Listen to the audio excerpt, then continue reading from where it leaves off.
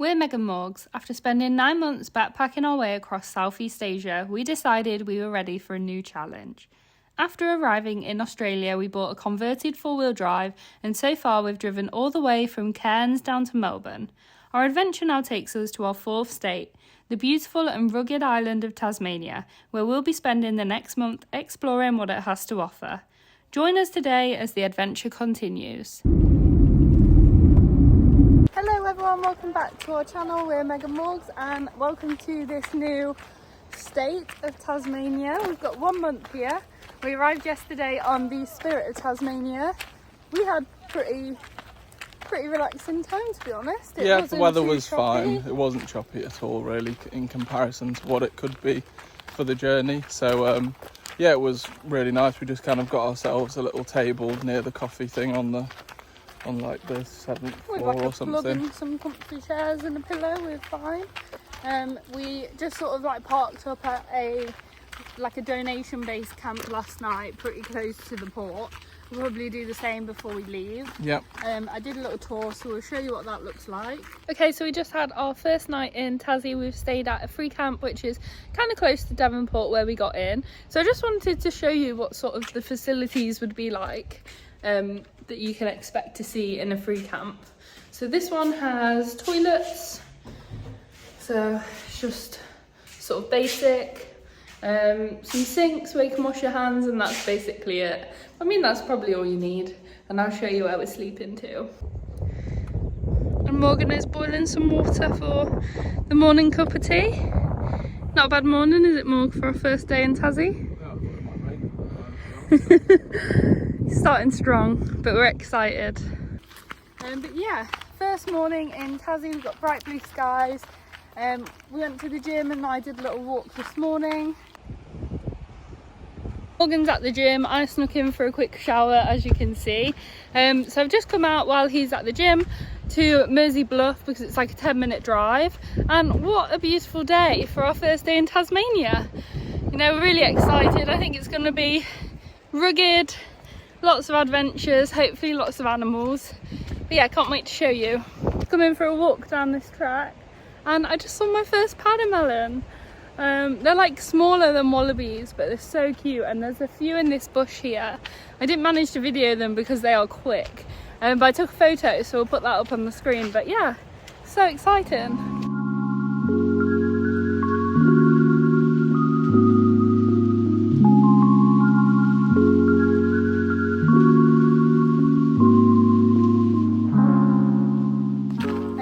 At the Warrawee Forest Reserve, so we're going for a little walk. Yeah, hopefully there's like a pool here and hopefully we can see some platypus. We know obviously it's probably not the best time of day. Yeah, it's like 11 o'clock, so but we can always come back at dawn or dusk at like another day on the reverse side when we're going to leave from Devonport in like a month's time. So we thought, why not give it a go now. And now we are at the Warrawee Forest Reserve, so we're going for a little walk. Yeah, hopefully there's like a pool here and hopefully we can see some platypus. We know obviously it's probably not the best time of day. Yeah, it's like 11 o'clock, so but we can always come back at dawn or dusk at like another day on the reverse side when we're going to leave from Devonport in like a month's time. So we thought, why not give it a go now.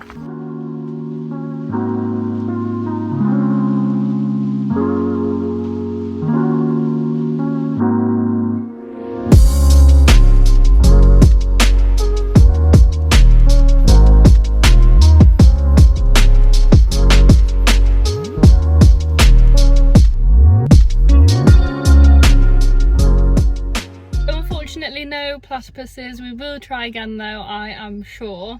But it was still a nice walk and worth going, in my opinion. It wasn't far out of our way. No. But we've come to Launceston, I believe, probably pronounced it wrong.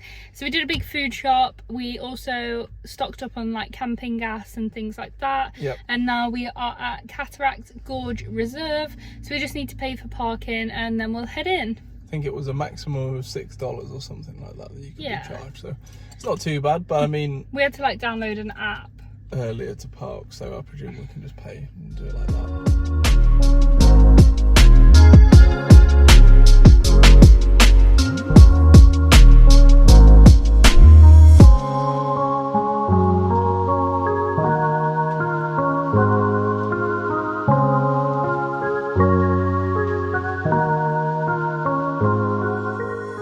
even nicer than what I might have even expected here. I knew that there was the big suspension bridge, but not like about like the swimming pool or the fact that there's like a nice, like a lake sort of thing here. It's just really nice. So nice. I know obviously we're lucky with the weather. We are lucky with the weather. I would love to go for a swim right now, so I think we're probably going to do a loop walk. And then maybe if we get a bit hot, we'll go for a swim after.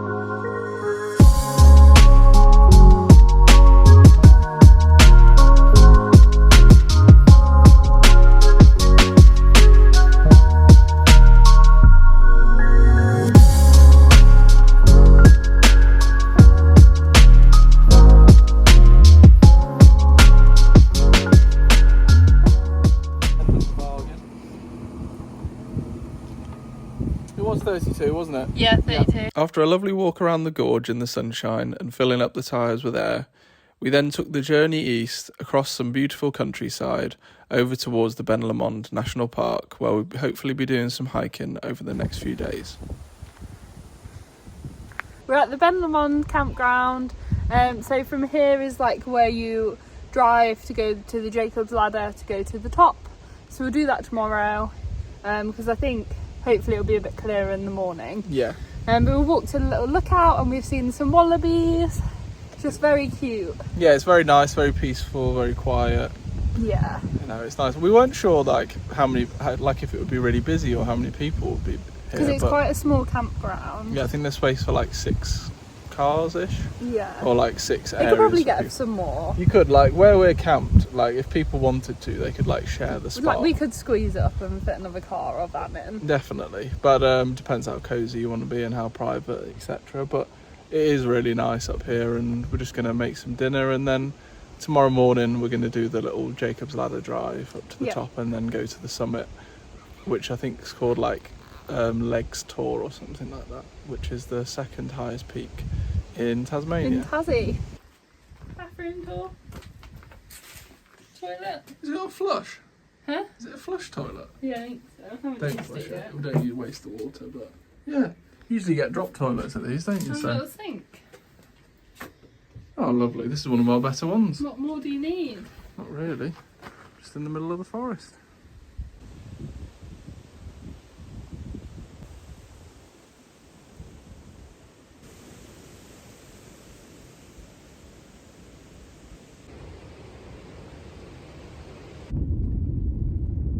Good morning. We had a pretty good night's sleep. Yeah, that camp spot is so beautiful. It's nice, it's quiet. And it's got like fire pits and things like that, which is so nice in the middle of the forest. It would be good if you were sort of like a family or something, and you could sort of like all hang out there around the fire or something. But we woke up, it was very chilly this morning because I think we're already at like over 1,000 meters of elevation, so it's like, yeah, it's just cold. Pretty chilly. But all the mountain tops are in the clouds this morning. It's quite nice and blue skies in like the valleys and low down, but I don't think we're going to drive up the Jacob's Ladder bit this morning and go to the very top of the like Legs Tour, I think it's called. So instead we're driving, I think it was like probably a total of 10 kilometres from the campsite to Ben Lomond village, which somebody who we were speaking to at the campsite last night, they said that the view at the top of the village was better than the view at the top of Jacob's Ladder.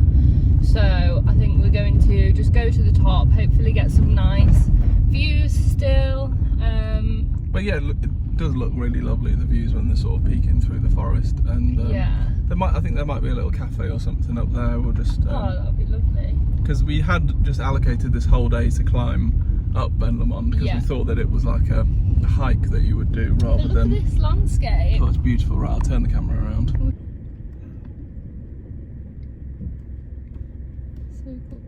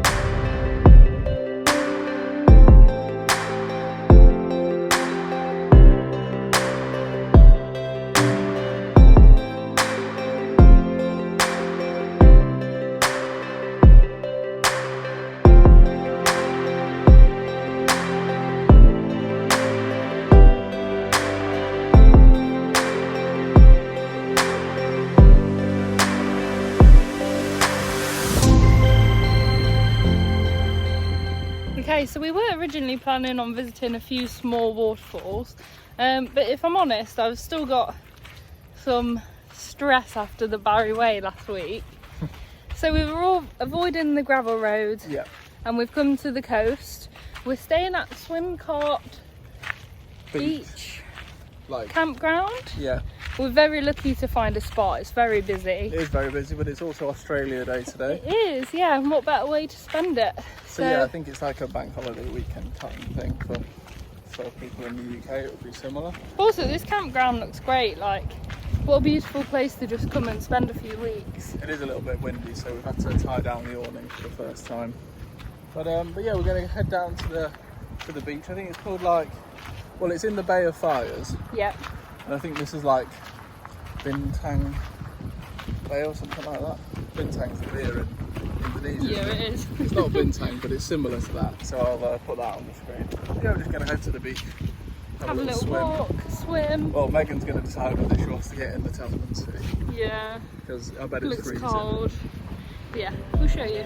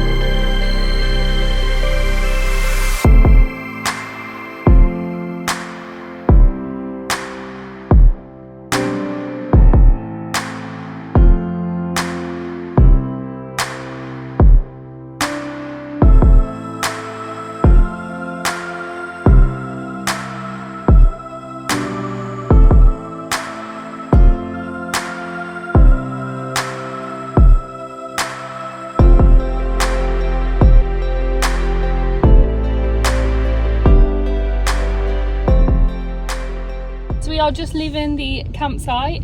We're gonna head north a bit before we go south, but this camp spot was so good, literally like right on the beach. We got up early and watched a beautiful sunrise. It was lovely. Really was nice. But yeah, gonna head north. We've driven around 15-20 minutes north of the Swimcart campground where we stayed last night. We've driven up to a place called Suicide Beach, and it's next to a place called the Gardens. So we'll just have a look and see what it's about. Yeah, probably fly the drone. Yeah, get some shots.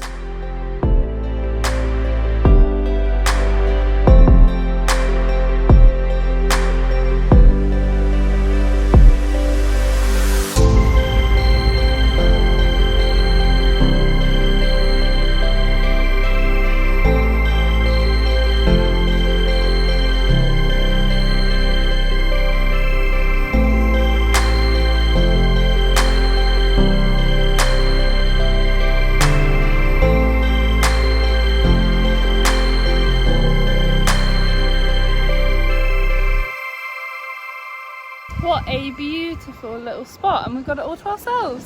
One thing I do really like about Tassie is all of like the redness on the boulders on the beaches.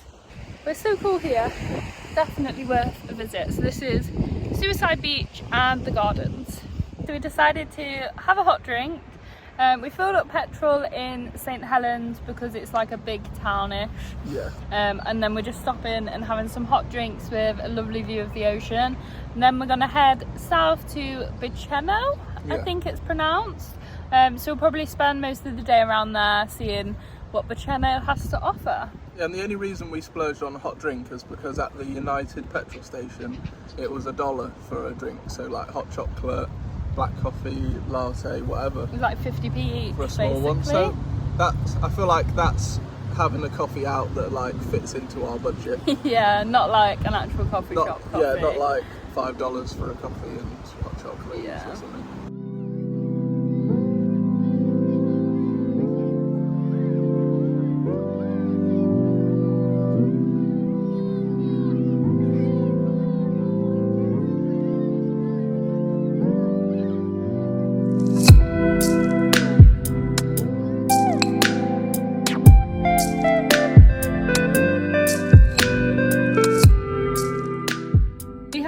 Biceno. Morgan was struggling to find like a good free camp. On wiki camps, yeah. Like there was a couple further north, but we drove past them and they looked completely full. I think it was like something lagoons. And then there's quite a nice, I think, donation-based one or paid one that's a bit further south in this place called Swansea. But yeah, but also that's still quite far, really. And also we want to go down to sort of like the Wineglass Bay Peninsula tomorrow, and that would be sort of like 20 minutes further out. So we'll probably stay there the night after tomorrow. So we looked on Google Maps, we found, I just typed in camping and we found this place. So we've driven and we've got an unpowered site for the night, which means we can have a hot shower, which is always nice. Because it's like Aussie Day weekend, I was surprised that there was a space, but because we've only got like a small little car and stuff like that, it's easy. So it means that we can go to the beach and have go for a swim, because and then we can have a hot shower. Also in Biceno, every night penguins come up onto the beach, and recently we were in Phillips Island, but we didn't see the penguins there because you have to pay quite a lot of money. So we can come here tonight, sit on the beach and watch the penguins come up for free.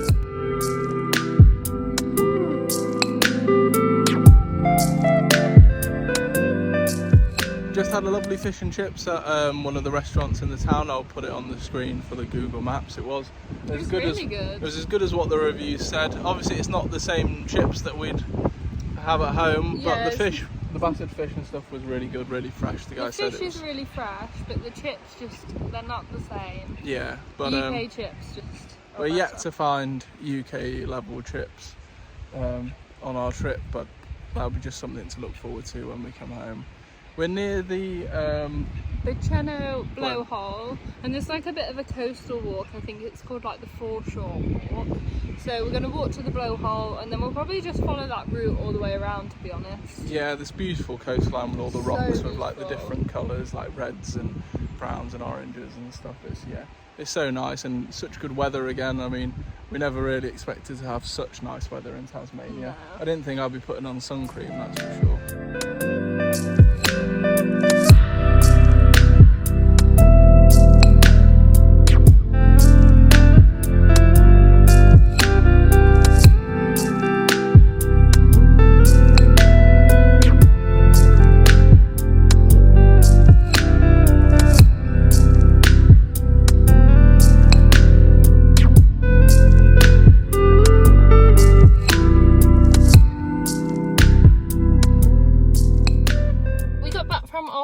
Earlier, and we just spent some time chilling at the campsite, to be honest. I think when you pay to have one, it's nice to like use the facilities. As you can see, Morgan's had a shave.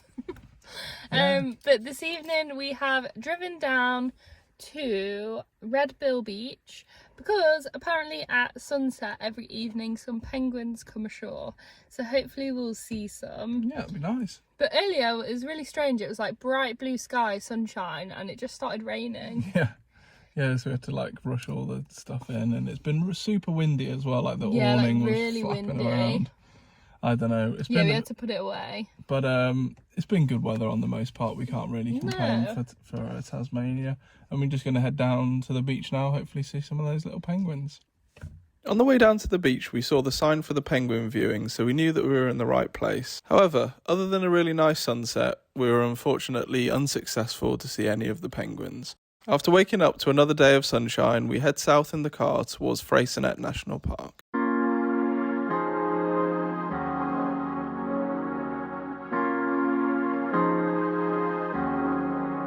We are continuing to explore Tasmania. So today we are hiking the famous Mount Amos Drive. It says 3 to 5 hours return, but we'll let you know how long it takes. We spent last night at a campsite in Biceno, woke up, had a nice shower. Yep. And it's another beautiful day here in Tasmania. We've been told that this isn't sort of unseasonable for this time of year. It just really depends on the winds. Sort of if there's a westerly wind, then this side's usually okay in the sunshine, in obviously the summertime. And then Cradle Mountain and stuff on the west is like bad weather. But this hike says 3 to 5 hours return, but I think we'll probably be steep, scrambly, but it's not rained or anything, so it shouldn't be too slippery. But I think we'll probably be going for like a 3-hour sort of time. I think that's probably a good amount of time for us. We haven't come at the most ideal time of day. It's like 11:30, but we had a nice slow morning. I'm not crazy. I just want to keep as much sun off me as possible. Whereas I've gone for the inverse. Yeah. Morgan wants to work on his tan. No, it's more just the fact that it keeps me nice and cool. Yeah. But yeah, take you along for this little hike.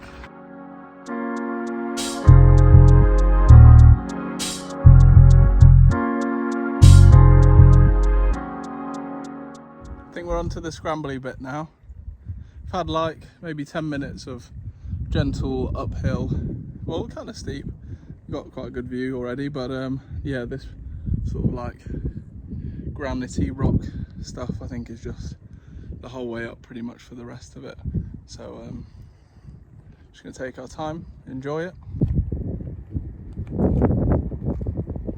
I think somewhere up there must be where we're going.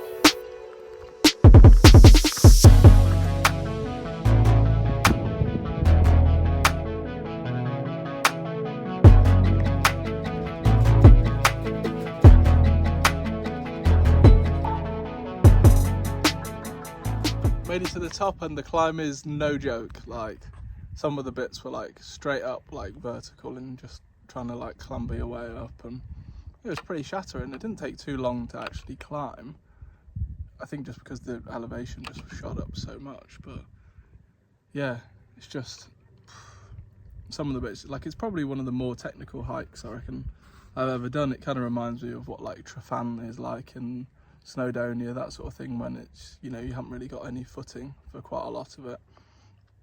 Generally just beautiful scenery, and then you can only get the view of like Wineglass Bay and then the other bays around it from the very top, so you know it's not spoilt for you like the views behind were sort of like all the way up. Like you have to really get up here to see it, and yeah, it's probably one of the best views that you could see in Australia. I'd say it's kind of up there with that like Whitsundays viewpoint from what I've seen. So I'd 100% recommend it if you've got it in you, if you like, because it's super tough. It really is tough. You know, take your breath away on some. But yeah, it was worth it.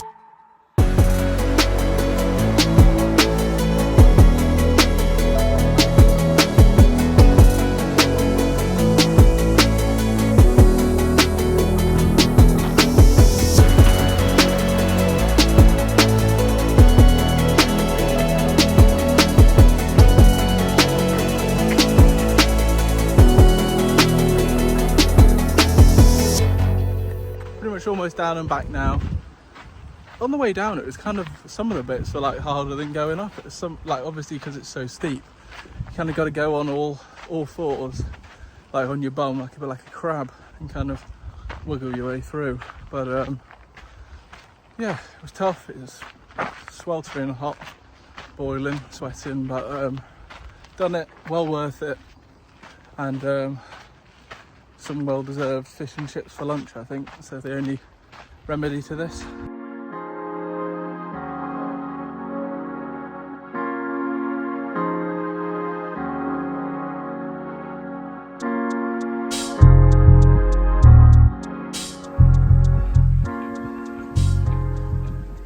You're limping a bit, Morgs. Like John Wayne. How's this for a lunch spot? It's perfect for a lunch spot. Look at that. Okay, so we got back to the town near Coles Bay. I think it was Coles Bay. Yeah, and That's what the town's called. we had some chips with a really nice view for lunch. Yeah. And now we're heading across to Swansea. That's and where our campsite is. yeah, we saw a sign on the side of the road for lookout. So of course we followed. And let us show you our view right now.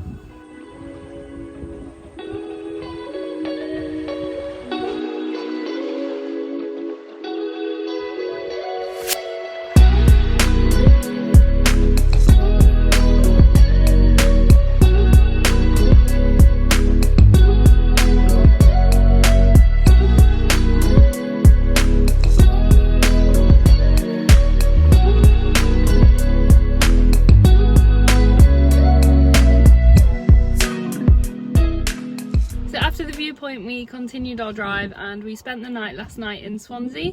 Morg found sort of like a campsite basically, so we've had showers, feeling good. How much was it? I think it was $20. $20 between us, like it's not bad. It's not bad to have the showers and stuff, and also it's in a really like beautiful location, and there wasn't any free camping. Yeah, and also there was like a little shrew. I think it was a shrew. We'll put the picture on the screen. Yeah, and we'd like if someone you know to what actually it like is, tell us what it is. Let us know, because it was so cute. But it kind of looked a bit like a marsupial. I'm not quite sure. We've got no clue.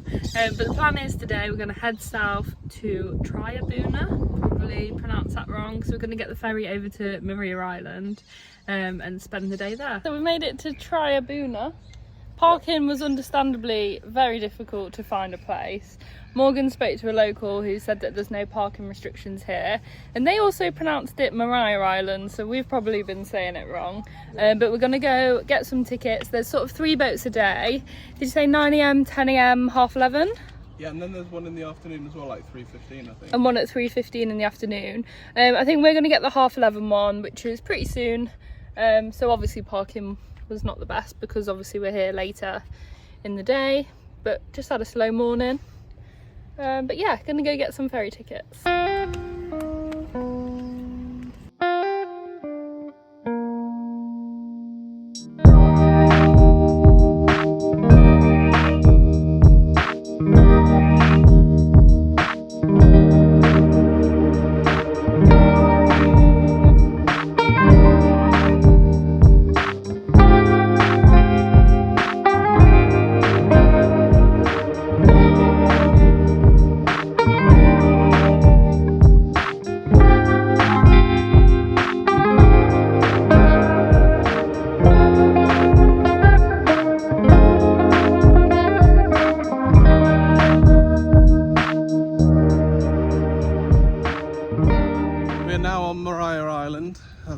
Say it properly now, but it took about half an hour on the ferry, maybe a little bit longer to get over, and we were greeted by like one of the park rangers who talked a bit about everything and stuff, and we're doing the Cliffs Walk, I think it's called. Yeah, like the Fossil Cliffs. Fossil Cliffs Walk. Yeah. Unfortunately, we got the 11:30 ferry, but have to get the 2:30 ferry back, so we haven't got much time. Should have booked further in advance, but we're just sort of like doing a speed run around the island, and hopefully we can see the best bits.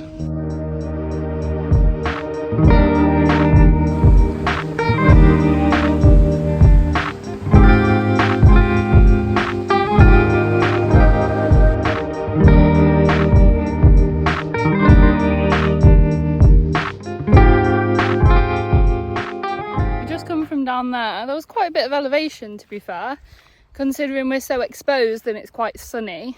So definitely bring water, wear sun cream, bring your hats.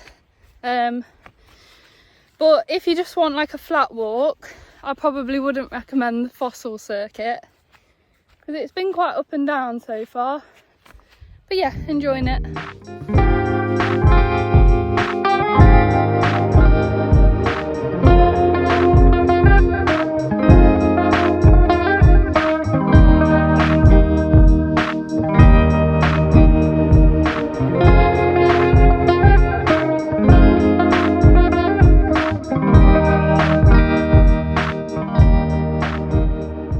Okay, so we've been walking for just under an hour. We've arrived to the town of Darlinghurst. Honestly, that walk took so much quicker than what we expected. We did kind of pace it, and you know, you can do so too. So we've got some extra time. So I think we're gonna go do a bit of the other walk, the Painted Cliffs walk, hopefully see some wombats. But obviously it is the hottest part of the day, so expectations are not too high.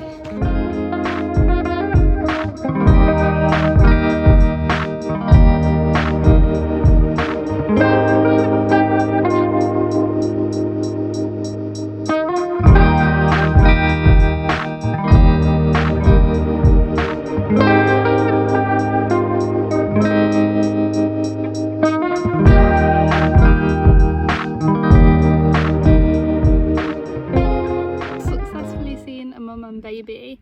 Luckily one of the park rangers came over because some people were just getting like so close, but yeah, so cute. And also we didn't really expect to see one when it's like this time of day. Yeah, so I feel like we've been very lucky to see a baby as well.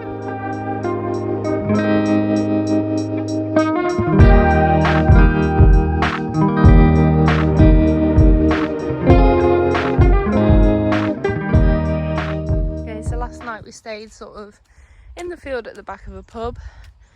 We didn't have to pay. Yeah, we didn't have to pay, but we just had to go in and buy a drink. So we went in and had a drink last night, which was quite a nice way of doing it, because it means that obviously they're getting more people supporting their locals. So yeah, it worked out quite well.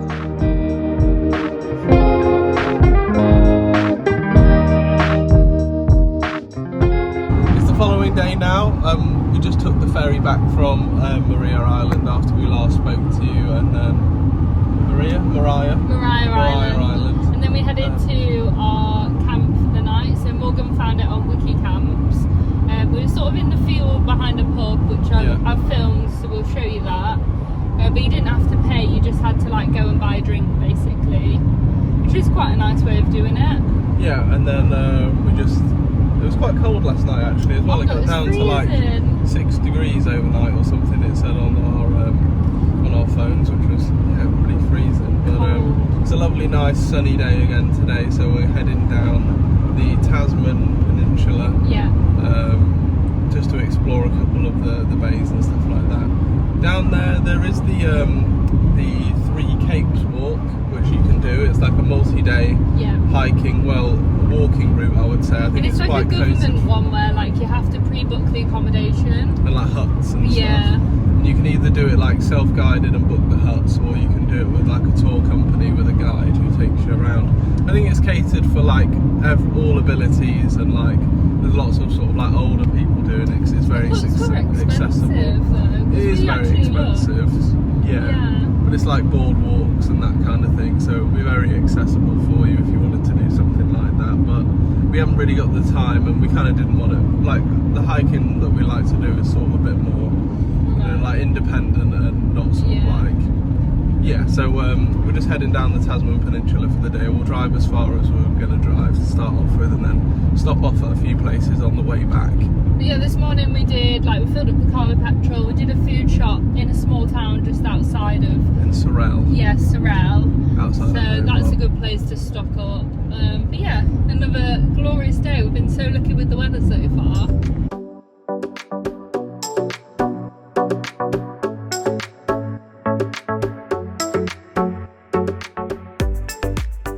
So we just stopped off at this lookout point at the start of the Tasman National Park and Peninsula, and it was so nice that we stopped off and had a drink and sat for a little while, because I feel like often we're rushing around and don't have time to stop for the views, but this was just take it in. so nice. It kind of reminded us of like Capri and the Amalfi Coast in Italy. Yeah, beautiful.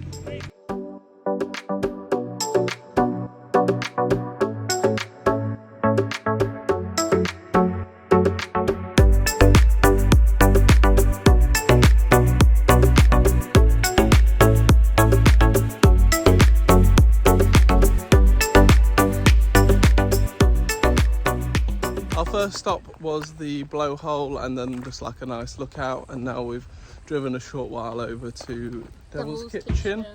Everywhere has loads of parking for free again. It's usually like an hour free or something like Yeah. that, but I mean the stops never take you like that long to do. No. But you've still got plenty of time to sort of like stop off and have a bit of lunch somewhere if you really want to.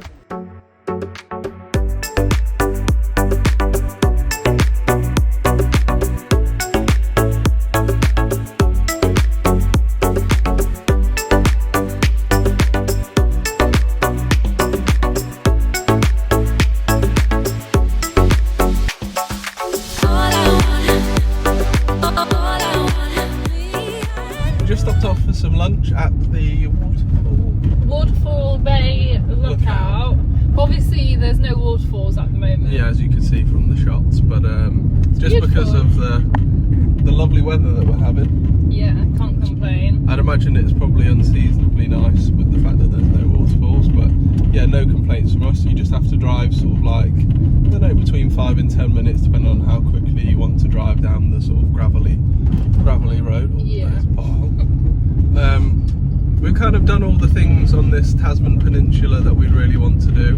Obviously we said to you that near Port Arthur is the Three Capes walk, yeah, but it's, you know, we said why we didn't do that, but we'd probably recommend it if you've got a bit more time and you're into that sort of thing.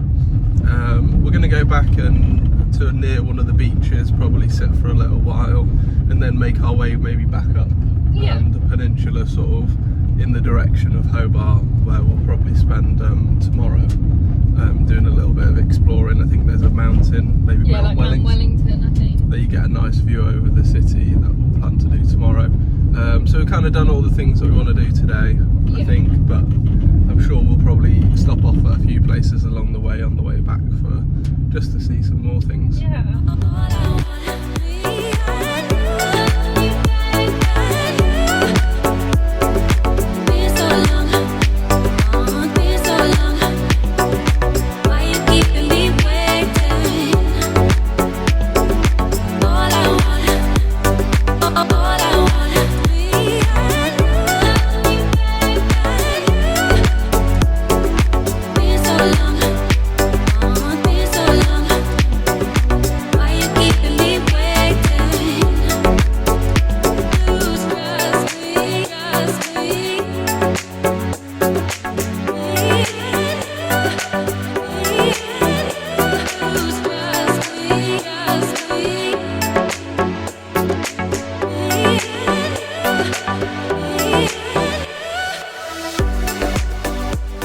Down now at the tessellated pavement, which is very much living up to its name. There's not really much more to say about it other than the fact that, yeah, it's looking very tessellated. And this beach, like, connected to it looks stunning. It's really beautiful Like, there, yeah. So beautiful. Really, really nice. It's just like a lovely cove in general, and this is like the same one that we saw from that viewpoint, the lookout where we had the coffee a bit earlier. Yeah, it's just so nice. Tasmania is just like the nicest place, honestly. We're loving it. Yeah, there's just always something fun to do. The drives between things aren't long, which is different to the rest of Australia, because usually you have to drive like a long distance between the different like stops.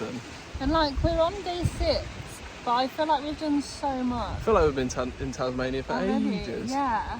Yeah, there's so much to do. It really is great. It's probably worth coming to Australia for a month just to come and do Tasmania. It's really that good, I would say. But yeah, we're just going to chill here for a little bit longer, jump back in the car, head further back up the peninsula, and then have a chilled afternoon. We're kind of, how many days are we into the journey from Sydney now? We're on the longest stint that we've ever slept in the car for. And we're feeling it. So we're kind of packing in stuff in the mornings and then trying to get to our campsites around like 3 o'clock, maybe latest 4 o'clock, and just chilling for the rest of the evening until we go to sleep about 9, half 9. That's kind of how we're managing it now, because we just haven't got like that energy, just because you don't sleep that well. It probably feels like the equivalent of like 5 or 6 hours sleep in the car, rather than like the 8 or so that we ideally have. Just something to keep in mind as well if you're sort of looking for depending on what vehicle or however you want to travel around Australia. I think like for Tasmania you need a car. It's essential really, unless you're going on like a super expensive Like load to of do different it stores. cheap, you could get a car between friends and like Rent it. camping tents. See what they've got. I love these. We're trading our book. It's just such a good way though to like always make sure that you've got one you've not read. Last night we sort of stayed in the car park of like a hotel. Yeah, but it was like a free camp thing on. Yeah, it was camp, fine. So it was fine. We drove to Hobart, so been to the gym, showered, had breakfast, and now we are heading to Mount Wellington for like views overlooking the city. What was it? Nando's in Wellington? Just see. Oh. Not in Wellington. Hobart. Hobart. Mount Wellington. But yeah, I think you can pretty much like drive to the top, so shouldn't be too bad. But it's a massive mountain. It's like 1,500 metres Huge. up or something. So I bet we'll get some really nice views over the city. It's a bit cloudier today, but it's not too bad as it was forecasted. So no, the clouds aren't happy. low either. So I think we'll probably still get a really nice view. Okay, so Morg drove us to the top. It's quite a windy mountain pass. But also, we drove past the echidna. We didn't get to film it because there's cars behind us, so we couldn't like stop and fully enjoy it. But yeah, we saw our first echidna, which is exciting. So we're at the top now. We managed to get a car parking spot quite easily. Yeah, it's fine. So yeah, gonna head around. Don't know how windy it's gonna be, so like how much we can actually film us talking when we're out and about. But we'll show you what it looks like. It's a cool landscape. But yeah, it's just crazy that we've gone up like so many 1,500 metres. Yeah, like so much elevation. But I think it's going to be like 10 degrees when we get out the car. It's quite nice and toasty in here, so we might have to put some additional layers on, yeah. And we're on the top. Such a good view. Amazing views. The wind's probably bad, so I'll put the camera away and just show you some videos.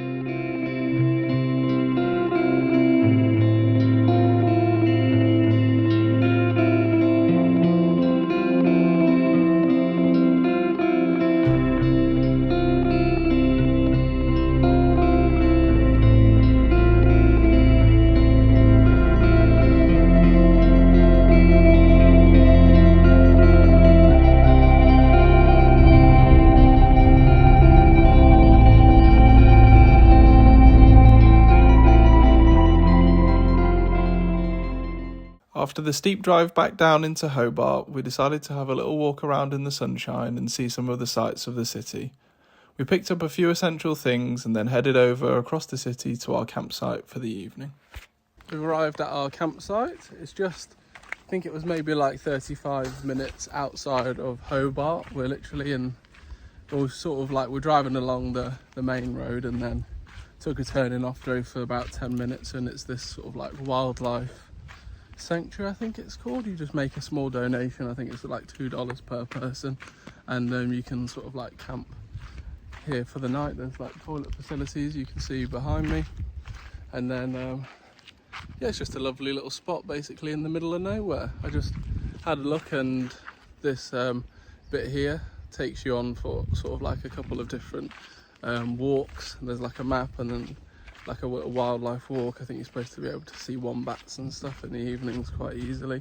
Just saw a little paddy melon or maybe small wombat. I'm not quite sure on the differences between them. They look kind of similar, but yeah, it's just a lovely spot, middle of nowhere, no service, but yeah, we're doing good. We just set up.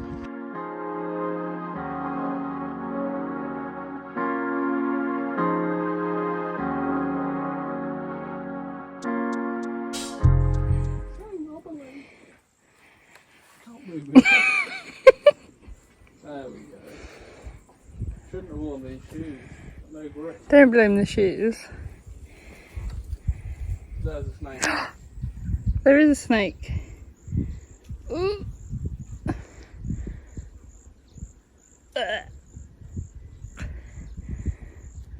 is that? So cute.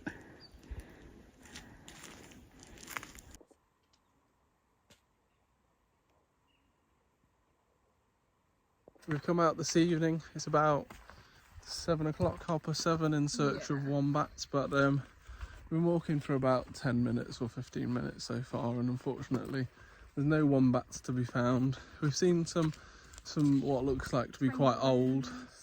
Oh yeah, some kangaroos, but some quite old looking wombat poo, so we don't think there's been any recent wombats knocking about.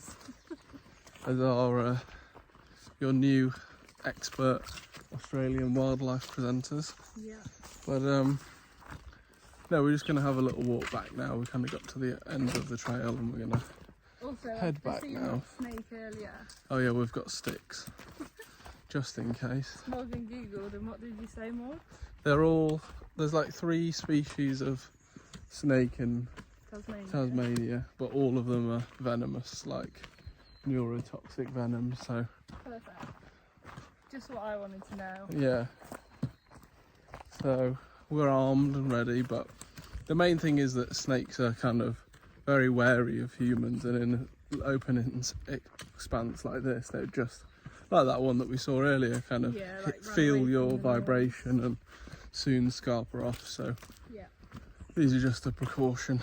The following morning, we woke up to more blue skies and took the 2-hour drive north up towards near Launceston, where our next pet sit would be. We found the beautiful campsite near the Bracknell River Reserve and spent the evening there before going to meet our pet sitting hosts. So if you don't know, we have been travelling around Australia on a budget, and in order to help keep those costs low, in certain areas we are opting to pet sit. It's such a great way to sort of stay on budget and have some home comforts along the way too. So we just want to sort of show you what it's like, because it's definitely an option. We're deciding to break up our 4-week trip to Tasmania with a 1-week pet sit up in the north of the island. We're really excited to show you everything that we got up to during our week, and this is like a day in the life basically, to show you what it was like for us on a farm with 3 dogs, a cat. But yeah, we really hope you enjoy. Our days usually started not so bright but early, with Bean the pug whining to get us up. All the dogs slept in these crates, so the first task was to let everyone out and get up and head to the kitchen to make some coffee. Everyone's getting their done to stick this morning. Come on then, sit. Good girl.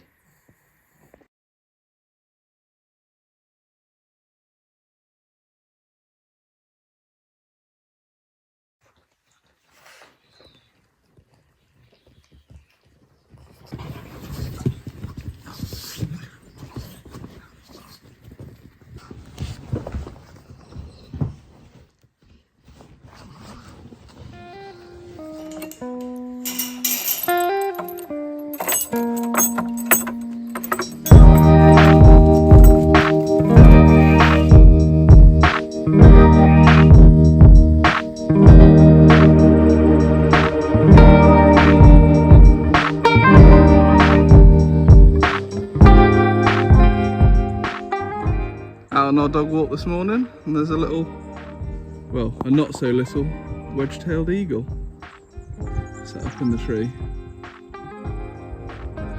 As you can see, the farm where we were staying was absolutely beautiful. We felt so lucky to be pet sitting in such a beautiful part of Tasmania. And yes, it was a bit of a handful at times, sort of keeping an eye on 3 dogs and a cat and making sure everyone's doing all right. But with our experience and stuff like that, it wasn't too bad at all, and just shows that with a little bit of effort of putting in, you know, time trying to find a pet sit and contacting different people and putting in the effort to call, you know, you can really have a great experience that you wouldn't otherwise.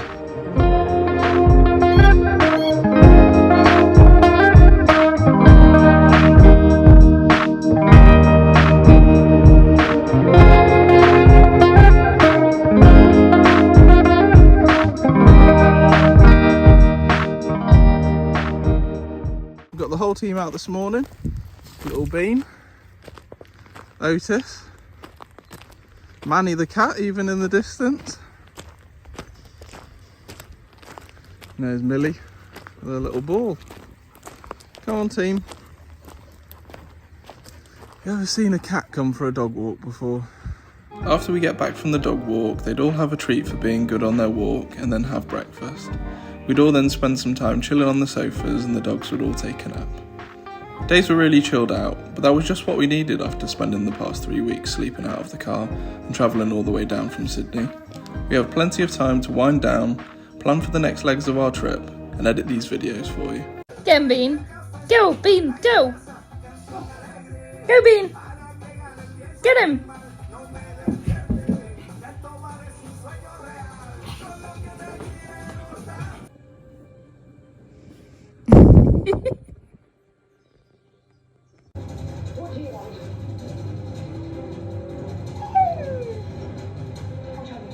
Yes.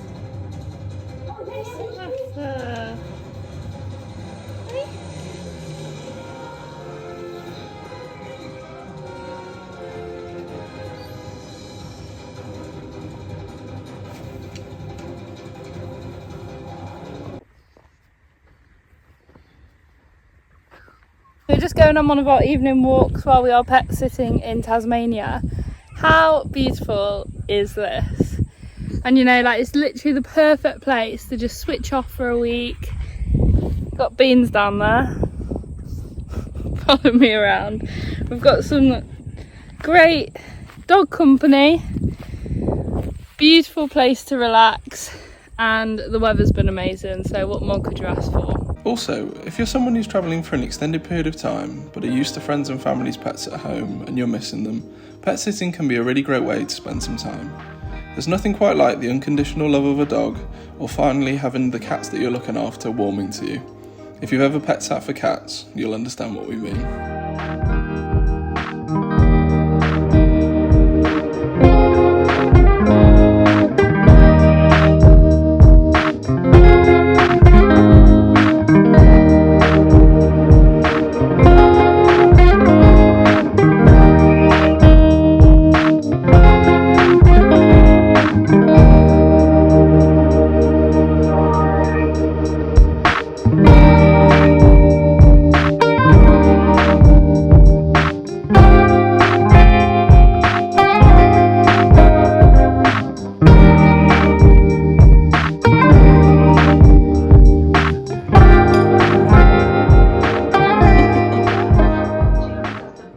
Just to top off an authentic experience in the Australian countryside, we had a couple of run-ins with these little wood scorpions. Thankfully, they're not very venomous and dangerous to humans, but it was still quite scary to see one as we were going to bed one night. Oh. So just some thoughts for you as we're out on this dog walk this morning, on our last morning here on the pet sit in Tasmania. It really has been a lovely week, just nice to do a lot of resting, you know, being out in nature and stuff like that is good for you. But sorry, this ball. But yeah, it has been nice. The weather's been lovely, so when we have been outside, you know, it's been easy to explore and stuff like that. We really have been surprised pleasantly by the weather here in Tasmania during our time, just because we didn't expect it to be quite this nice, with the climate sort of similar to British summer. We thought we'd have a lot more rain and cloudy days, but that might all change when we head over to the west side of the island to Cradle Mountain.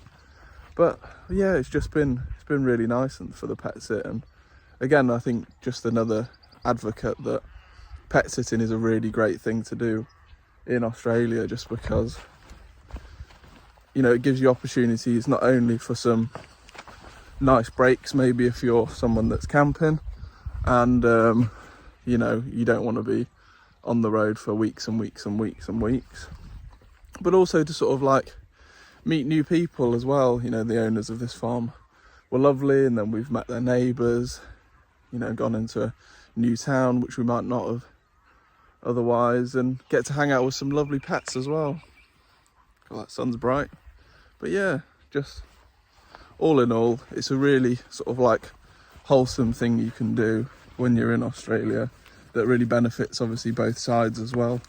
You know, you get, you know, the free accommodation and a place where if you were to book an Airbnb in this sort of location, it would cost you hundreds of dollars per night, and you get that for free, of course. But obviously you're looking after their pets, which is actually a bonus for us. You know, we love hanging out with these little guys. I'll see if, because we've got our Aussie pet sitters, Aussie house sitters. I always get it wrong, but I'll see if there's like a link where if you sign up to it, you get some money off, and then it'll probably give us some money towards our next year's of subscription or whatever. But it'll be handy either way. But yeah, just having a really nice week here in the sunshine. Then Paul. Oh. Good girl. Otis. Paul. Bean. Paul. Oh, I'm gonna miss you guys. Paul. Oh, it's kind of late. Yeah. Well done, everyone. Been here for like 3 weeks now. Yeah, getting towards 3 weeks. I think we've got another 10 days left, basically. Yes. And yeah, we've just finished our pet sit in Corula, which was just north of Launceston. Which was just perfect. Like, it was so relaxing, so beautiful. It was exactly what we needed. It was. But yeah, we're excited to get travelling again. So we are heading across to Cradle Mountain. So we weren't sure which way round we were going to do this leg of the journey. So basically we just let the weather decide. Because obviously Cradle Mountain is notorious for mountainous. its bad weather as well. Yeah, so the forecast looked a lot better for Cradle Mountain than what it did for Rooney. Hence us coming here first. But yeah, Morgan found us this campsite on Wiki Camps. Yep. I'll put the name of it on the screen. It's like a donation. Well, I think it's like a donation sort of one. So there's like an honesty box, and you put your money in, and that sort of way of doing it. But It's there's like toilet. $10 a car. Yeah. So it's really cheap. Very cheap, and we're just on a little nature trail that they have provided, and we're looking for some echidnas because we haven't seen. Well, we're not properly. Well, we saw that little yet. one on the side of the Mount Wellington. But yeah, so that's the plan, and also hopefully a platypus, but you know, they're very elusive. I think we're going to get up early or stay up late one evening when we're near Devonport, because that place we went to at the very beginning, is supposed to be like the hot spot for the world apparently for Australia for seeing platypus. So that is our goal for this walk. But yeah, we're excited. Cradle Mountain looks incredible, so we'll be doing lots of exploring in our few days here.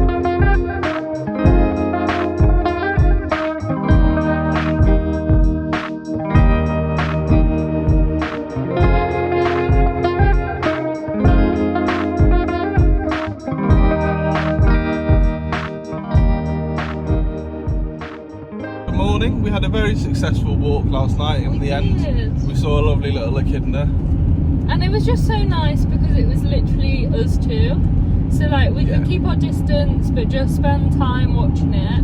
And they're so interesting little creatures. Like their back feet are like backwards, and then they like use their nose to like push in like an anteater almost. They're very interesting. And they are one of two mammals that can lay eggs. So it's them and the platypus. Very interesting. Like everything in Australia. I mean, it's like a mix between like a porcupine and a hedgehog, I would say. Yeah, but then lays eggs like a bird. Ridiculous. But yeah, that was lovely. We had a lovely like sunrise this morning with the mountains and stuff like that. Yeah. It was very beautiful. Also, and, like the weather's looking really good. better than the forecast. So I mean, We're happy. we're very happy. This area is notorious for its bad and like changeable weather. Yeah. As you can see from all everything's green here, whereas everything where we've been so far in Tasmania has been like grey and beige, and not so nice. So we're taking the short drive, about 35 minutes, to the Cradle Mountain Visitor Centre this morning. Yeah, it's a very windy road. Very windy road. So probably take a little bit longer. Yeah, allow yourself a bit more time. But yeah, the camp spot was nice. So we'll give you a tour later because we'll probably stay there tonight as well. Yeah, since the weather's good, we'll probably have a couple of days exploring this area. Just to take advantage of it, and we're time rich now since we managed to get so much done on the first Couple of episodes. So if you haven't seen those already, go back because it was jam packed with fun stuff. And yeah, we'll just speak to you again when we get to the visitor centre and update you with our plans for the day. Yes.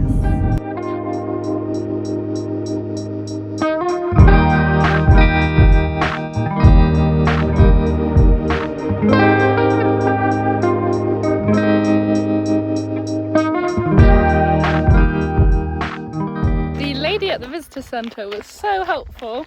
So we booked 72-hour shuttle bus tickets, and to be honest, we're quite time rich, so if the weather's nice tomorrow, we'll probably come back.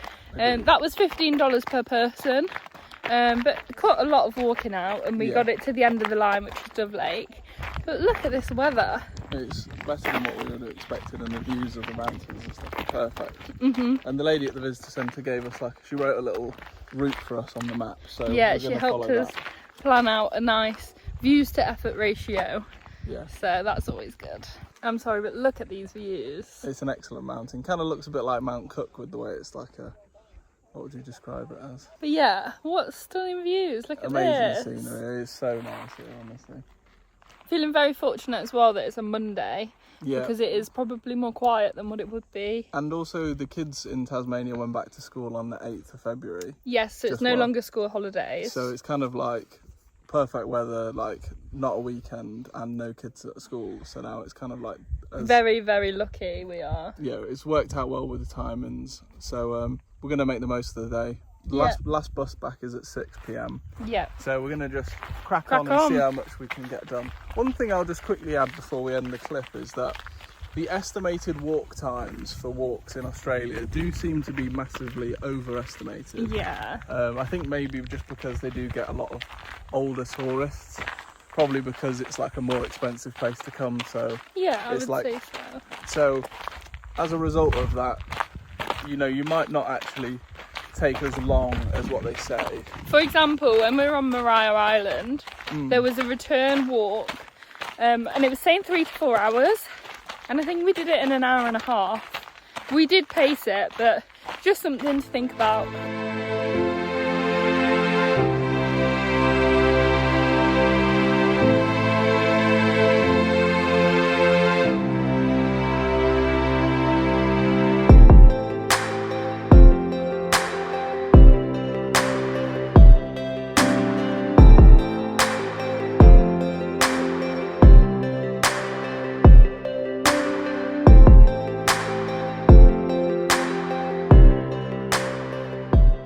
Okay, so we have just gained a lot of elevation from Lillian Lake, and now we are at the Wombat Pool Lookout. So plan of action, we are heading up to Crater Lake next, and then to Marion's Lookout. So that's like the route that the lady planned out for us. Yeah, so I think that bit behind Megan, like somewhere up over here. Yeah, here. is Marion's Lookout. Yeah, but it's looking good so far. I think we've done like the most of the elevation, to be honest. It doesn't seem to be too much of like a taxing journey. There's people of all sort of age groups. So I think look, you can see the steps there. Yeah, and then so then we'll go to Crater Lake and up to the lookout and then back down and along the boardwalk. It's so beautiful. We've got such a good day for it. It's almost too warm. It might be too hot. But we just can't complain because we know how lucky we are. Like, I think this is one of the wettest places in Australia, and look at the weather. So we've been so fortunate. So no complaints from us today. Maybe from Morgan, but not from me.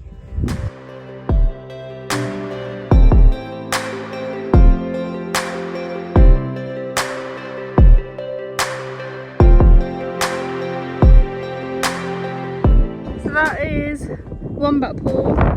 This is Lily Lake, and then this is Dove Lake when we started. So we've gained quite a bit of elevation.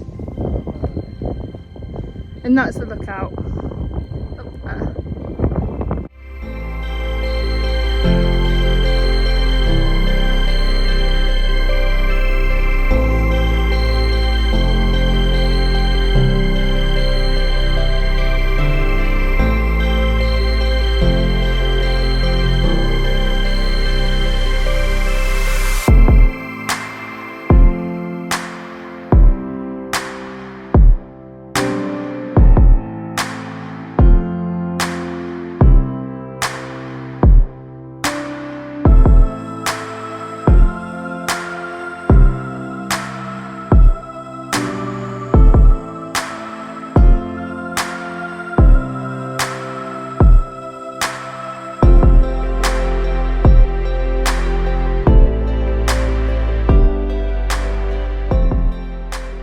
Okay, so we had a bit of a change of plans.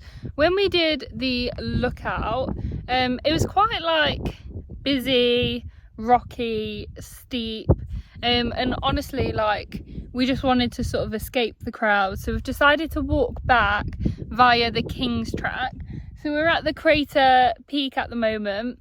It's definitely added elevation and time onto our track. It said 2.5 hours back to Ronnie's Creek, but honestly I don't think it will be. You know, like, we've covered quite a lot of distance already. It's very up and down, but it's stunning, and like we said, this weather, like, we couldn't have asked for a better day. So we got to make the most of it and see as much as possible, and that's what we're doing. But yeah, having the best day. I think for us, like, we're at our happiest when we are in nature and in the mountains with wildlife. So, and that's exactly what you get with Cradle Mountain. So highly recommend. And avoid weekends and school holidays because it's so quiet in comparison to some of the videos I've seen.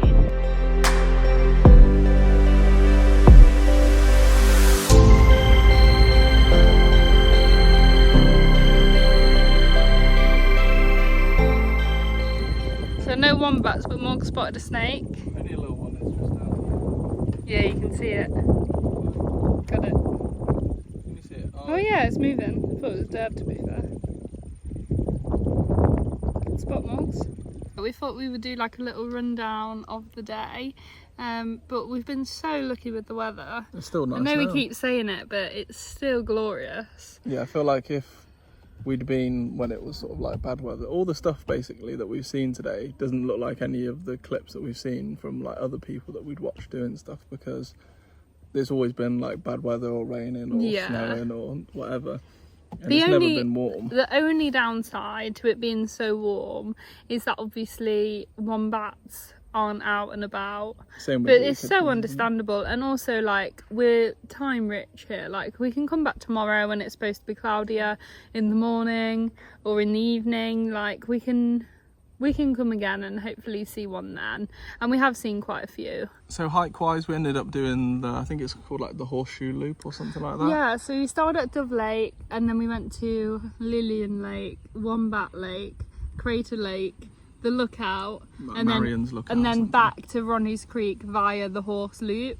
Yeah. So there's a lot less people, took a lot longer, but in total took 4.5 hours. I thought that was great, and we definitely like took our time and stopped off and had some food and and like enjoyed the views.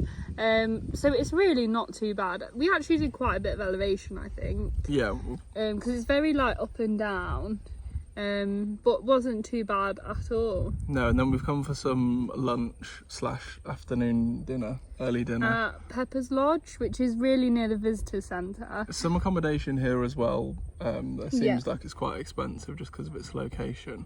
But the meal was like, it was quite expensive, but I mean, like, we're in the middle of nowhere basically. Yeah, it's like expensive pub food really. Yeah, and also it was good food. And I think nice it was, to treat ourselves after a day of hiking. Yeah, it was like $90 between the two of us, which is an unusual spend, but like, you know, it's nice for us to treat ourselves sometimes, and we're then doing here well on the budget. Is where the Enchanted Walk starts and ends. So that's like a half-an-hour loop walk. So we're probably going to do that in a sec. We're just sitting out in the sunshine. It's like 4 o'clock now or something like that. I think it's 5:30. Is it 5:30 now? Let me have a look at the time. It's 5:30. It's 5:30. It's 5:30, so it seems like it just feels so warm. I know, I can't believe it's still so alright, sunny. we can go for our little walk, maybe we'll see some wombats.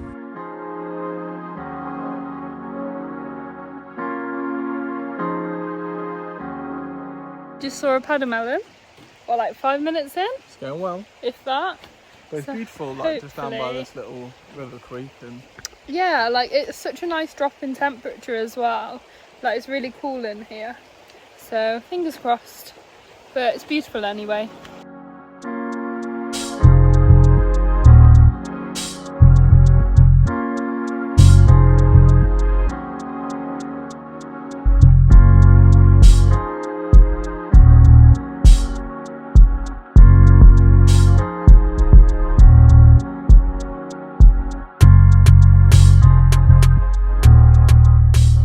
Echidna number 2. And they're so cute.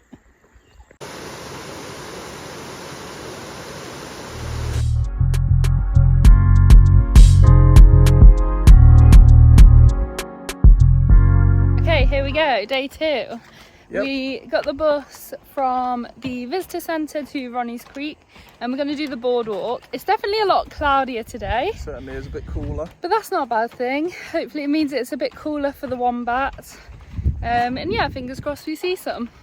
But it's still like a nice day obviously, and the clouds are kind of like high up rather than low, but we're expecting some rain a bit. Like this afternoon. Yeah, maybe like 4 o'clock time. So this walk is going to be about an hour, I think, from Ronnie Creek to Dove Lake. Dove Lake, yeah. Then we're probably going to stop off there for a bit of lunch. We've had a bit of a slower morning, but yeah, it's just nice. And also it's good that like our bus pass lasts 72 hours, so we didn't have to buy another one or anything. yeah, I mean, you can even come back tomorrow, can't you? Yeah. And then do another day if there's enough for you to explore. There's a couple of other walks that we might do. We'll just kind of play it by ear and just do little short flat things today.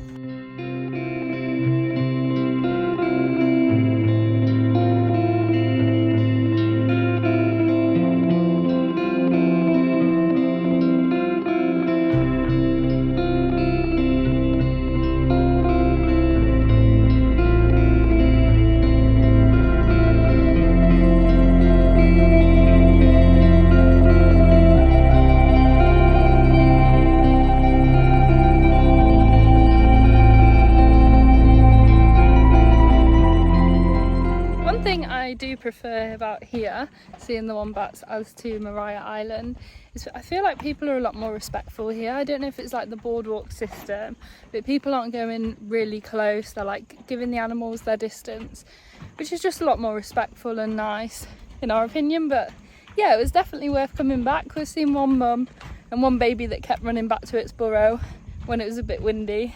So yeah, successful.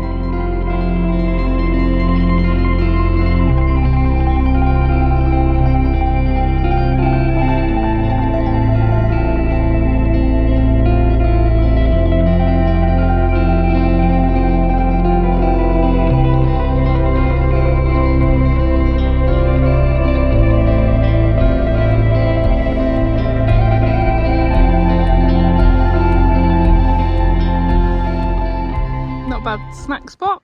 Not bad at all.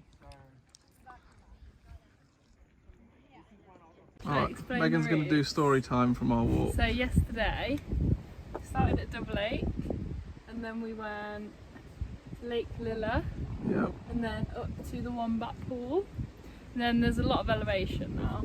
So we went up to the Crater Lake, up to the Marian's Lookout, and then instead of going the quick way back, we decided to go back all the way around here, and we ended at Ronnie Creek when we got the bus back. But today it's cooler, more wombats, so We went from Ronnie Creek up and then across to Dove Lake.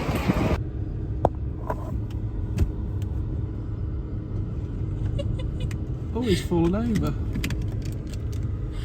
That's so cute. Echidna number 4 in 3 days. So this one's like buried himself, so I don't know if he's digging for food or maybe he's tired. He's moving a bit.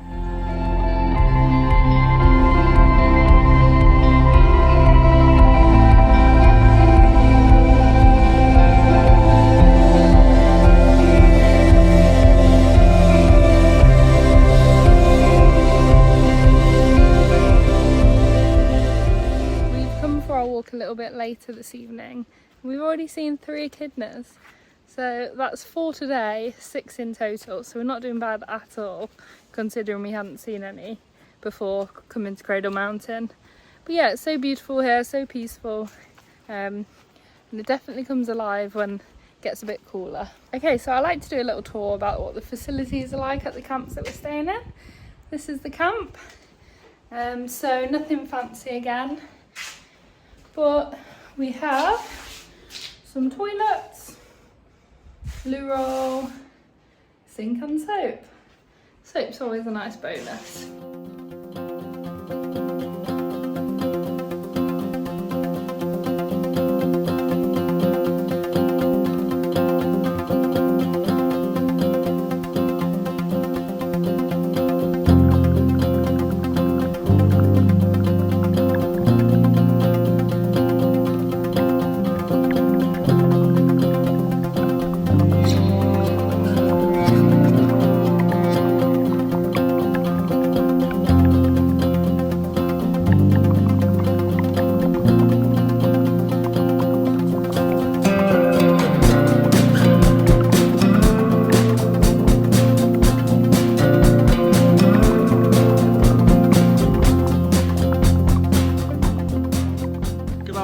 Today has kind of been a bit of a travelling day. Yeah. We've driven about 3 hours south to the Mount Field National Park, and we are just on a walk. So we've come to the visitor centre here, free parking of course, and we're just doing the Horseshoe Falls walk via Russell Falls. So it should take around 45 minutes, probably an hour with stops. And yeah, we should see 2 waterfalls. There's another one as well, Lady Barron Falls, but it's just a bit further out of the way, and we just didn't really fancy walking like an hour and a half or whatever it is. It's quite late in the day because we had a slow morning because it was rainy. So all that good weather finally caught up with us. But yeah, it should be nice. We had a lovely drive as well through this sort of like upper alpine plateau. I can't remember what it was called. The central. Yeah, basically conservation. like something like that. But it was really lovely, and then we sort of like came to this viewpoint over the lake, and it was just beautiful. Like, yeah. We were driving on like the Highland Lakes Road, and it's just so scenic, windy of course, but beautiful. And there's like little communities up there, just like by the lake, but it was just absolutely freezing. Yeah, so cold. It's like 9 degrees, which is like the coldest we've been in so long. But yeah, we're just going to continue along this path, and we'll show you what we get up to.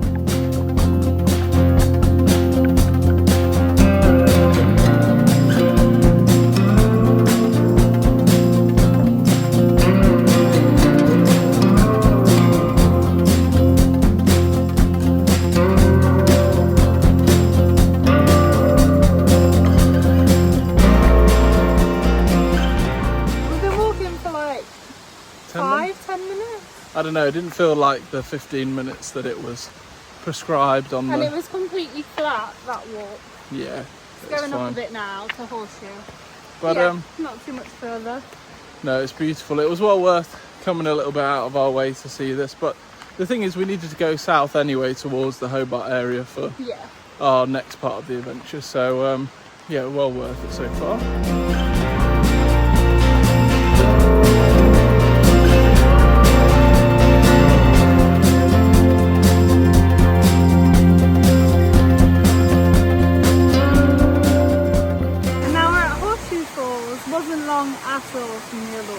No, it's just quite like steep Few steps. flights of stairs. Yeah, pretty much, but nothing bad at all. And No. it's probably well worth it, I would say. Yeah, it's beautiful. It is very nice.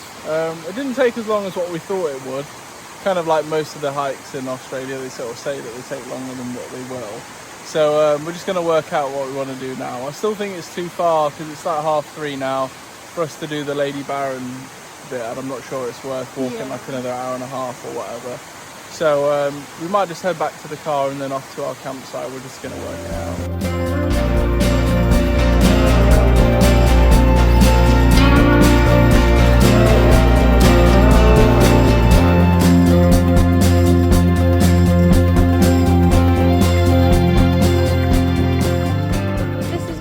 Last night here by a beautiful field. I'll show you some of the facilities quickly just before we head off we're going south today towards Brunei, which should be exciting. Okay, so we have a barbecue, bins, picnic tables, toilets, nice and simple. Toilet, sink with water but no soap, which is why we always travel with our own. But yeah, not bad at all. Also, it's so well located. It was like a 10-minute drive from the Mountfield National Park. Morgan found it on Wikicamps, free camp, so we will put the location up on the screen in case you want to stay here. Good morning. After a lovely few days exploring the Cradle Mountain National Park and then down here to the Mountfield National Park yesterday to do sort of some of that hiking around the waterfalls, that brings us to the end of this video. But we've had a lovely time. It's been really, so good. We really feel so lucky with the weather. Definitely, and been able to see some of the wildlife at our campsites as well as in Cradle Mountain. It's all just worked out perfectly for us, and we're heading into the sort of the last stretch of our time in Tasmania now. And I really recommend as well, like if you are wanting to visit Cradle Mountain on your trip in Tasmania, is to just go off the weather, because it's sort of when the weather's good in the east, it's bad in the west and vice versa. So let the weather sort of dictate your itinerary, and 100% if you have time, spend more than a day there, because there's so many different hikes, walks, nature. And it's accessible for everyone as well. It's so accessible, and also like your bus pass is still valid, so you don't have to pay any extra money. But it was just beautiful, and yeah, we really enjoyed it. So we've almost spent a month here, which has gone so quickly, but we are just getting the ferry across to Brunei Island, and I think we'll have 3 nights there, so quite a long time actually. But it just gives us a chance to sort of see everything and spend some time in the sun, hopefully, if it comes out. Yeah, it's just sort of like we've got a bit more time basically, so we'll have an extra night here than what we expected, and it'll just be nice to chill out and yeah, just enjoy it really, because we haven't really got, you know, any other things that are on our list now after Brunei, just because we were able to do a lot more sort of the first time round. But yeah, it was super easy to get the ferry. We drove to Kettering, and then you sort of pay for your ferry tickets as you're like going through. Yeah, it's like a little gate basically. Yeah, like a drive-through counter basically. So it's super easy. Cost us just over $50, I think $50.60 or something. Well, yeah, so. For a return, and it takes 20 minutes to get to the island, and then the ferries sort of run continuously every 20 minutes throughout the week. So it's super easy. You don't need to like book in advance or anything. Literally just turn up and pay on the day. And they give you like a nice like map and things. Yeah, and with like a list of what we should do. So yeah, excited to explore.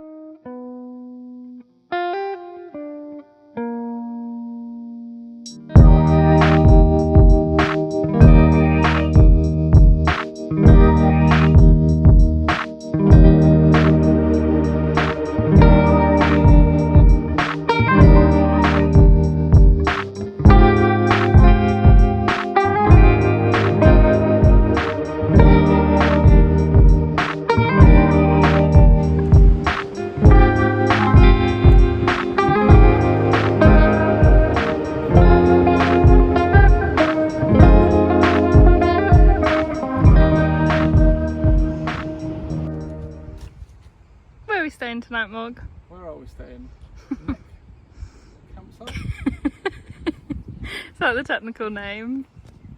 What was the place called? The Neck Creek campsite? Yeah, we'll put the name on the screen. Right, here we go, quickly. $10 for 2 people, one car. Neck Beach camping area. Yeah. $10 for a car. And it's kind of like the one in Bay of Fires where you just sort of drive in and find yourself a spot.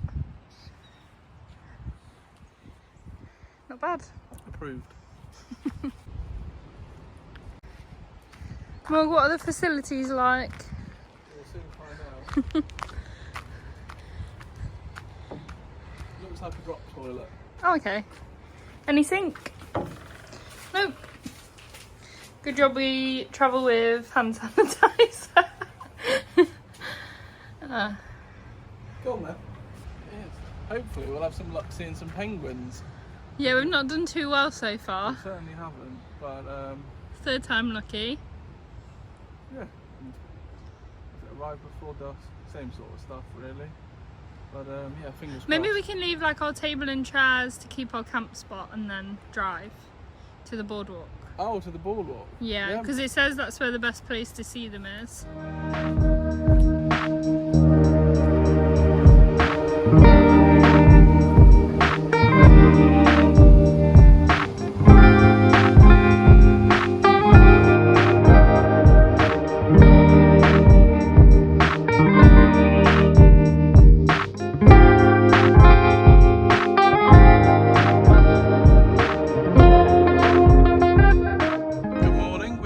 Night at the campsite last night. We both slept well, which is always a bonus when we're sleeping in the car. Yeah, it was a little bit warmer. So the campsite that we stayed at last night, it is $10 per night.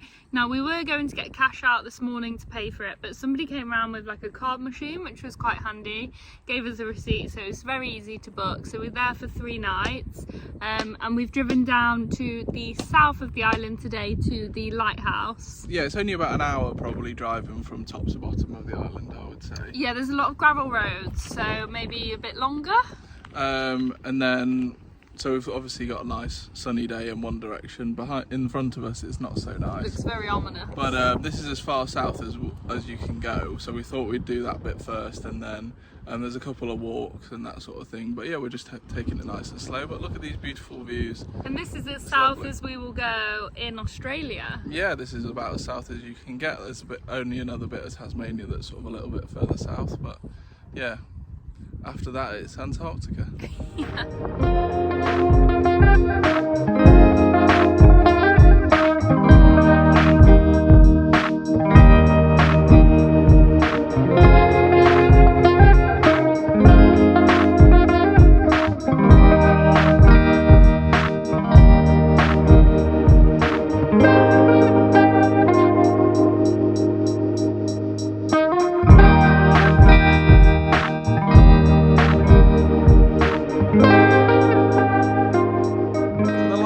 Australia's second oldest. Yeah. And still standing. Still standing, yeah. It was made in 1835 because lots of ships were getting wrecked on this south coastline on this channel.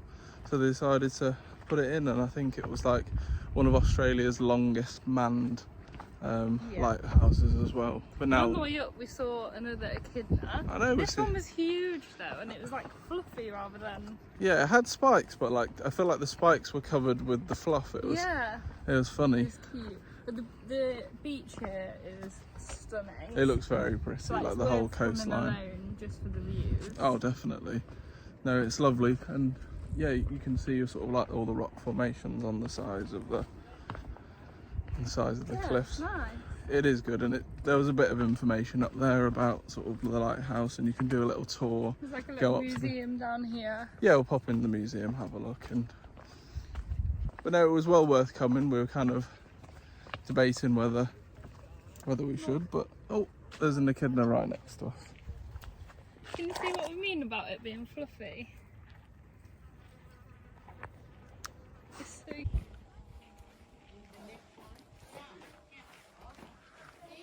This is cute. Little museum. Oh, it's like all the old equipment that they used to use. So we've driven down to Cloudy Bay Beach. There was parking here, nice and easy. As before, it was a bit of a gravel road, but not too bad. But yeah, it's beautiful, so we're just going on a little walk and maybe we'll see some other viewpoints.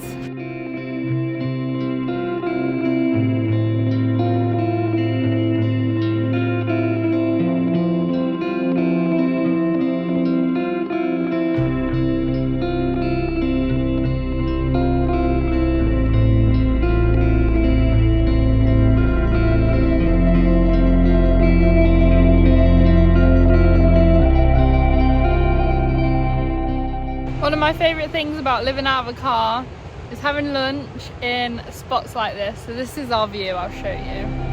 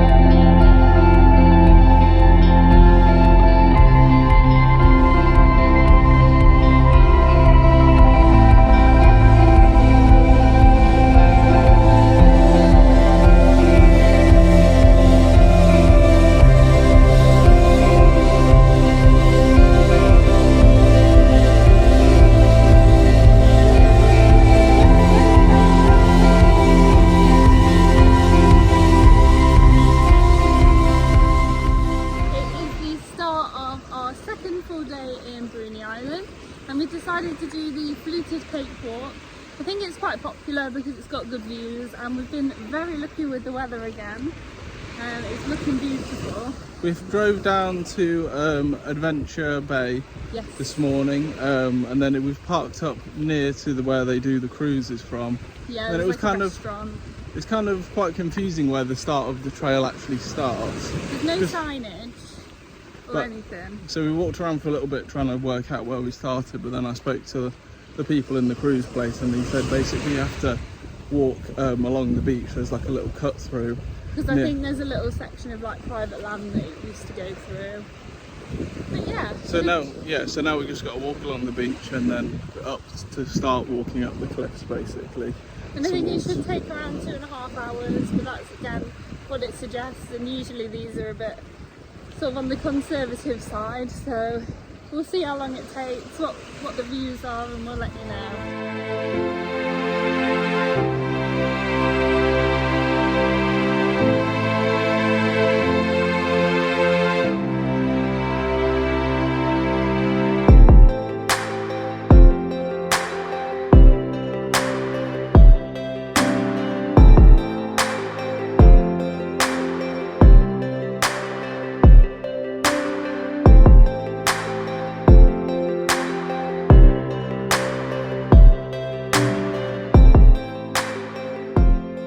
Have been hiking for 1 hour. I think we've done all the elevation now.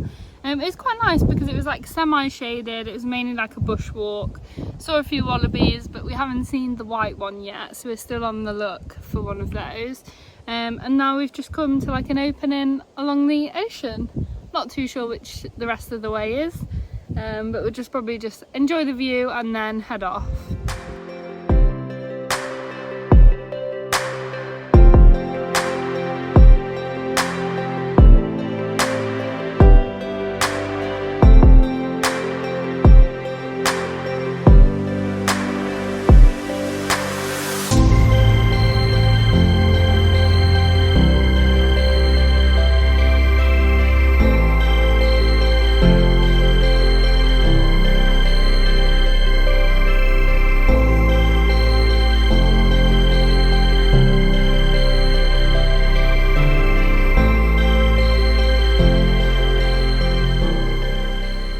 Almost back.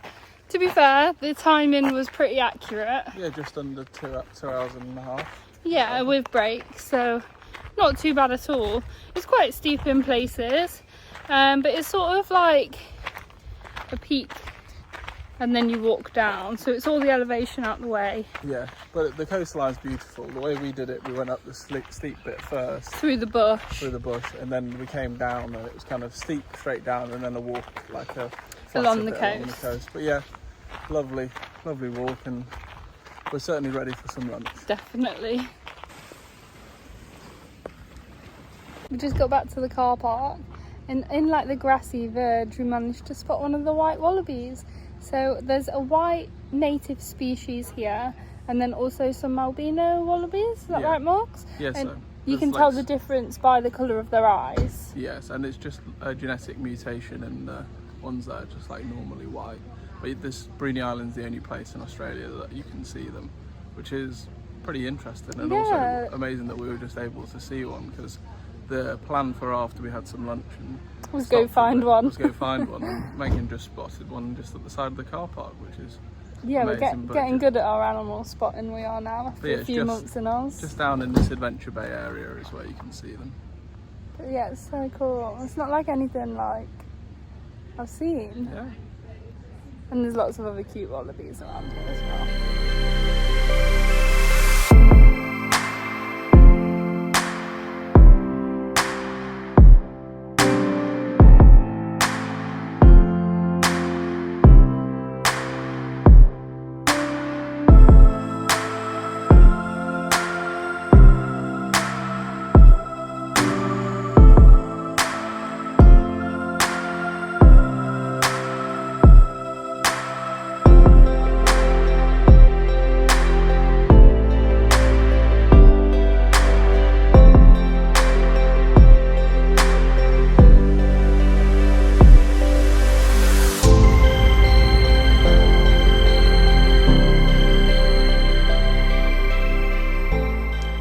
About you, Morgan, but one thing I hate about this campsite is how close the neighbours get. So rude.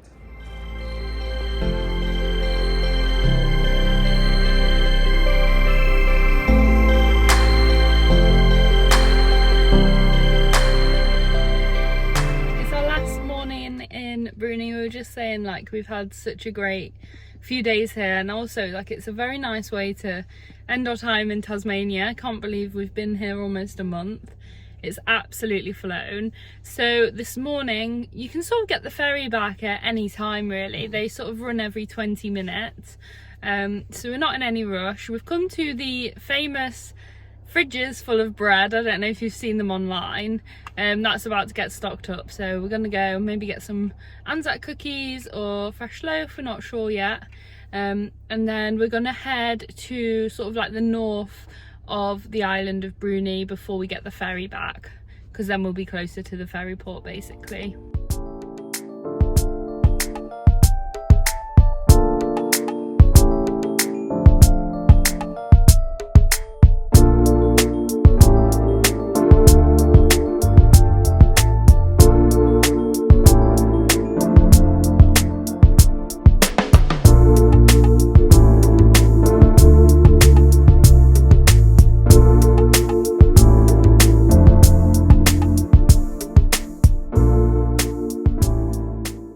After exploring the beautiful north of the island, we then got the ferry back to Kettering, head into Hobart, and then started the journey to our campsite for the evening. Those of you that have watched our previous videos will probably recognise this as the Chauncey Valley River Reserve. A beautiful spot about half an hour north of Hobart on the way up to Launceston, where there's no signal and you just pay $2 per person. After getting the ferry back from Bruny Island, we went to the gym, had a shower, which was nice after a couple of days without one. It's really handy having the gym membership to allow us to shower as well as obviously using the gym. Had some lunch, and then we just drove outside of Hobart back to this campsite, which if you've seen our other episodes in, I think it was episode 2 of this Tasmania series, the Chauncey Valley, like a nature reserve. Basically you pay $2 per person as like a donation, or like a donation to the sort of upkeep of everything. And then you can camp here as well as going on a couple of the nature walks where you can see a variety of different animals. There's lots of little wallabies around, paddy melons, and you should be able to see wombats. It's called the Wombat Trail, is one of the main ones, as well as there's some caves that you can hike up. I'm just going to go for like a little walk around, because last time we were here we saw lots of wallabies, we saw a snake which was trip over that. But we saw a snake which was venomous, like all the snakes in Tasmania are. And we didn't get to see any any wombats. So fingers crossed the wombat trail produces some wombats. But it's been very dry, as you will have seen from all the good weather that we've had during our time in Tasmania. So I'm not sure if that sort of like suppresses the wildlife in the area, and they maybe go further afield or away from these like dry creek riverbed areas in search for places that have a bit more water. And that's maybe why we didn't see much last time, and we haven't had much rain since, so maybe that's why. But I'm just going to go on a little walk now that the sun's setting behind me. It's about 7:30, and see what I can find. So sorry if you're eating your dinner while you're watching this, but this is what you're looking for if you're looking for wombats. That's like the wombat poo. It looks kind of like little cubes, so that shows that obviously there must be a couple in the area. This bridge bit here is where we saw the snake last time. It was just over on that bank. Oh look, little wallaby. After unfortunately not finding any wombats on the walk, we got an early night and got up early the next morning for the long drive up to Devonport. Not so long for Australia standards, but for Tasmania, a 3-hour drive is pretty long. We had one last thing that we really wanted to do before we left Tasmania, and Devonport was the perfect place for us to do it. So we drove north. Our last stop is Devonport, of course, because we are leaving to the mainland again via the Spirit of Tasmania.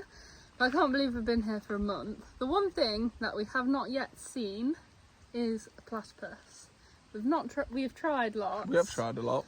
And they're just so elusive to us, yeah. So we've come to the Tasmanian Arboretum, which is outside of Devonport, and we've heard that it's a good spot. Yeah, so we've heard that a lot though. So we've got another full day tomorrow, so if not today, we'll go to Latrobe, where it's another place where it's sort of like a But we've already tried Latrobe as well. Yeah. We're just not having much luck. But we're determined to see at least one before we leave, so this is going to give us our best shot. But yeah, the Tasmanian Arboretum is $5 per person, per adult entry, so I think you can bring your kids for free. But it's like some gardens, and you can just have a lot of walk around, and then there's like a big pool or pond or lake in the middle. There's quite a few in the main pond, so hopefully we see one finally. Fingers crossed.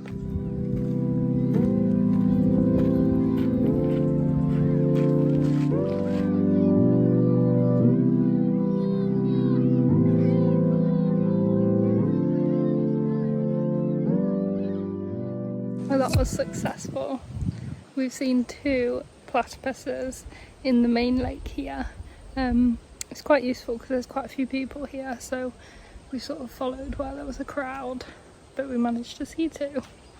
So I think that's everything that we wanted to do in Tasmania now. Yeah.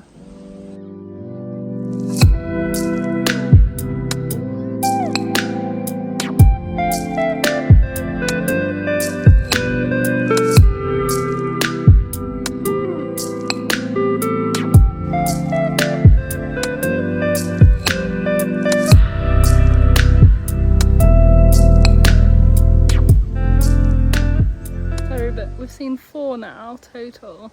It's just the perfect way to end our time in Tasmania, especially because from here on out, the way our route takes us, I don't think we'll get much chance to see a platypus. We've seen 4, all from different distances. So if you do come here to the Tasmanian Arboretum, just sort of walk around this main pond and look for mud that's been dragged up from the bottom, because they're sort of like dredging through the mud and then coming to take a breath. So that's what to look for. We are still in Tasmania. We were actually meant to get the ferry yesterday, but we had a bit of a stressful day, you could say. So we woke up and the car wouldn't start. We tried to jump start it with the help of a lovely man, but that didn't help either.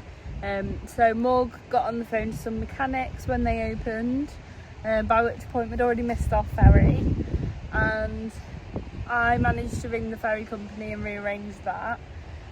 Luckily it was a quick fix, because it could have been a lot worse. Yeah, it was just something to do with the electronics and the key, the car key with the like the anti-theft stuff, and all like the wiring and stuff wasn't like linking up properly. But yeah, like they had to make us a new key. So it's really not the end of the world, and I think it goes to show why having sort of like an emergency fund when you are travelling is so important, because luckily for us, like we had that money set aside ready to use in a situation like that. Yeah. So we are still in Tasmania. We're up near Mersey Bluff. We just had lunch here, and we're getting the Spirit across tomorrow. Yeah, so it's just tomorrow morning, so basically 2 days later than what we would have. Yeah. But it's fine because our pet sit in Melbourne doesn't start until Saturday, so we're going to get the ferry back and then drive from Geelong like an hour across to Melbourne. So yeah, it hasn't worked out too badly. It's just was quite stressful yesterday morning, waking up 6 o'clock in the morning and your car doesn't start and you've got to try and catch the ferry. And yeah, but like Megan said, it was a quick fix, easily done. And I think also like it goes to show when you're choosing a vehicle for your trip to Australia, it is very important to have like a common brand of manufacturer, where they will have parts everywhere if it is something that you need a part for. And I think the guys at the garage had to call up the Mitsubishi dealership in town, and which is in Devonport, because it is a popular. Yeah, so like things like Mitsubishi, Toyota, those Japanese, Korean, and other Asian sort of car companies, they are the most popular. Kia, Mazda, etc. They are very popular in Australia. So those are the sort of brands that you might want to go for, just for the sake of them, that they're going to have some parts and stuff nearby. I do also think that in these sort of stressful situations, you have to rely on other people more. Yeah. And like the kindness and the generosity of strangers is so apparent. The man who was trying to jumpstart our car, and then there was like a group of builders helping us push the car. Yeah. The ladies at the hotel were so nice. Yeah, so they actually booked us a different room in like one of their sister hotels, and because obviously we didn't have access to the car, they helped us take all of our stuff and drove us to the other hotel, and they bartered us a better price at the other hotel. And yeah, like everyone was very sympathetic to our situation, and everyone was more than happy to help, which is it just really made nice. a stressful day a lot easier. Because I think like a lot of us in our like Western cultures, we kind of think like people aren't as nice or giving and stuff as say like when we were in Southeast Asia, and everyone's like so lovely, and they call like places like Thailand like the land of smiles or whatever. But realistically, like it's just nice to see and feel that generosity from other people. After waking up early the following morning, we were extremely pleased that our car started and we were able to make the ferry on time. Although it was a pretty choppy journey, we eventually made it to Geelong and over to Melbourne, where our pet sit starts. Really hope you've enjoyed this video. If you have, make sure to like and subscribe, and as always, we'll see you in the next one.